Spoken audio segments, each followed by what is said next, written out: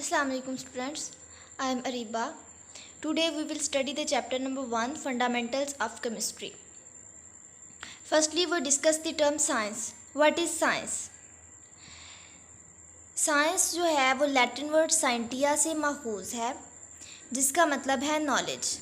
अब नॉलेज हमारे पास कोई भी हो सकता है। इंग्लिश भी नॉलेज है, उर्दू भी नॉलेज है, इस्लामियत भी एक नॉलेज है और पाक स्टडी भी नॉलेज है। अब हमें पता होना चाहिए कि साइंस जो है वो कौन सा नॉलेज है। A knowledge which is obtained by hypothesis, observation and experiment. इनकी बेस पे जो हमारे पास नॉलेज जो हम गेन करते हैं वो क्या कहलाता है? साइंस। अब साइंस की जो टाइप्स हैं, फर्स्टली है universal sciences, social sciences and formal sciences. Universal sciences में हमारे पास तीन चीज़ें आ जाती हैं, biology, physics and chemistry. Social sciences में सोशल साइंसेस क्या है? Study about the peoples and society. And formal sciences जो है वो लॉजिक्स एंड मैथ से रिलेटेड है। हम यूनिवर्सल साइंसेस में biology, physics and chemistry. Now we discuss about chemistry. इससे पहले हमें ये पता होना चाहिए कि व्हाट इज़ मैटर। मैटर क्या है? Anything that has mass and occupy space is called matter. हर वो चीज़ जो वज़न रखती है और जगह घेरती है वो क्या है? मैटर। इस दुनिया में जितनी भी चीज़ें हैं उन सब का कोई ना कोई वज़न होता है और वो जगह भी घेरती हैं, इसलिए हर चीज़ जो है वो मैटर है, सिवाय एयर के। एयर अगर हमारे पास खुली फ़िज़ा में हो तो उसका कोई वज़न नहीं होता और वो जगह भी, उसकी कोई मखसूस जगह नहीं होती स्पेसिफ़िक स्पेस में। लेकिन अगर हम एयर को किसी स्पेसिफ़िक सिलेंडर में या किसी बर्तन में बंद करें तब उसका मैस भी होता है और वो जगह भी घेरती है, तब हम कह सकते हैं कि ये एयर जो है वो मैटर है। लेकिन अगर वो खुली फ़िज़ा में हो तो वो मैटर नहीं होती। What is chemistry? Chemistry is a branch of science. ये साइंस की एक ब्रांच है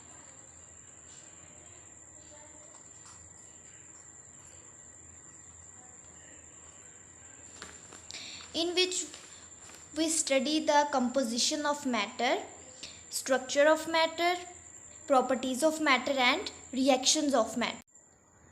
Chemistry is a branch of science in which we study the composition of matter, structure of matter, properties of matter and reactions of matter। यानी हमारे पास जो matter है उसकी composition क्या है, उनकी स्ट्रक्चर कैसी है, उनकी प्रॉपर्टीज़ क्या हैं और किस तरह से एक दूसरे के साथ रिएक्ट करते हैं, ये सब कुछ जो है वो हम केमिस्ट्री में स्टडी करते हैं।